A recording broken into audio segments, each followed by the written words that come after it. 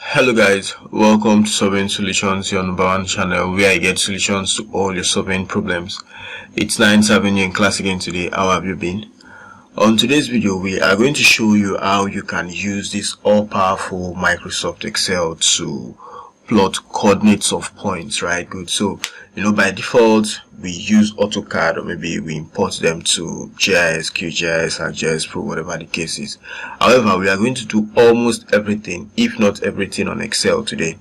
So we have the coordinates of 4 points here, and then we've repeated the coordinate of the first point just to give us a loop, right? Good. Conventionally, as we do. Now we want to plot these points on Excel, right? Good. So we highlight all the 5 points, which are actually 4 because the first one was repeated. Then we come down to insert. Then under insert, we come down to what? Insert scatter. Then we click on this drop down. Now there are different options. We have what? The scatter. Then we have what? The scatter with smooth lines and marker. We have what? The scatter with smooth lines. However, what we need is actually something that has what? A straight line, right? Good. So that will now help us to get the distance and bearing if we want to, right? Good. Definitely we need them anyway. So let's use what? Scatter with straight lines and marker. We also have another scatter, but it does not have a marker, so we'll actually resort to these scatter with straight lines and markers. So you can use this chart to compare at least 2 sets of values or pairs of data. Then you can use it when there are few data points and when the data represents separate measurements, right? Good. So when we click on that, we have what? Our chart being displayed. So we have different previews here which we can use to represent, or let's say display the chart. So you can just hover your mouse around it to see which one suits what you want. Let's say we are going with this. Now we still have a few things to do. Remember, we don't need these axes, and in quotes is actually a survey plan. So let's say we have something like let me just add that quote just for emphasis, like yeah, we have what? Survey plan. Good. Then we also good. So we have what? A survey plan somewhere there.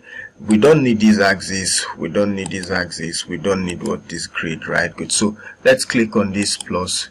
What these are what? The chart elements. We don't need these axes. However, upon clicking on, or let's say selecting the axis, we have different options. So maybe if you need the primary horizontal, if you don't need the primary horizontal, you can what? Uncheck that box. And if you need it, you can keep it on. If you don't need the primary vertical, you can uncheck that box. We actually don't need the both of them, so let's click on what? On checking the axis box. Good. Let's come downwards to the grid lines. Now under the grid lines, let's see the different options. So we have what? The primary major horizontal, we have the primary major vertical, right? Good. However, we don't need any of those grid lines, so we just click on this box to get them off.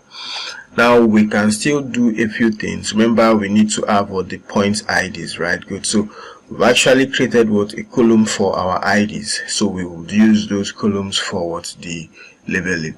Let's now come down to data label. Now upon checking data label, you would see that one of the coordinates was used, which is actually what? The northern coordinate was used to label those points. However, that's not what we need. So let's click on this option to see. We are not much concerned about the placement for now. Let's look at how we can get more options. Good. Now under the more options, you've rightly seen that the Y value was used for the what? For the label. However, we don't need that Y value. We need what? Value from the cells, or let's say value from cells, which are actually these IDs that we have on this column, right? Good. So if we click on value from cells, we have what? This data label range, and then we now select the range we need. And remember, these are the range, or let's say this is the range we need, right? Good. These are the cells that form the range we need. So we click on OK. And you now see that since we still have the Y value checked, it's now as though we concatenated those two, but we don't need the second one. So let's just uncheck that. So you now see the points have been used, the points ID have been used to label this point. So you have what, point 1, point 2, point 3, point 4, and then as the case may be, right? Good. Now, having done that, let's see, you can actually play around with this thing to see how much of aesthetics you can add to whatever you're doing. Now, the label placement, let's put it at the center. If we put it at the center, it's as though maybe the marker has covered it, or let's say obscured it. If we move it to the left, you can see that some of them are entering into the boundary. If we move it to the right, some of them are still entering. If we move it above, entering, below, entering. So basically the center will be fair. So if we place it inside the center, if we place it on the center, then we also need to work on the color of of the text, right? Good. So these are some things that you can just play around with to see how they can affect the visualization of your data, right? So basically we've shown you how to use Excel to plot this chart. Let's see what we can do with this filling. We come down to fill and lines, right? Good. Then we drop down the fill. Now you can see it's actually under automatic. If we click on this, remember this is white color. If we get down to something like black, you can now see what the fill color has been changed to black. However, we can decide to use no fill, so it becomes transparent, right? Good. So we now see the cells of Excel behind the chart that we've actually plotted. Then we can still come down to the border. It's still under automatic. If you decide to say no lines, you can see this thin line has been moved out. So you can just play around with it to see how much of the beautification you can get for your how much of the beautification you can get for yourself, right? So for the data label, let's see the data call out, and then perhaps we are going to use the data call out option. However, using the data call out option now displays all of these are our IDs which we don't need. So let's still come down to more options. Good.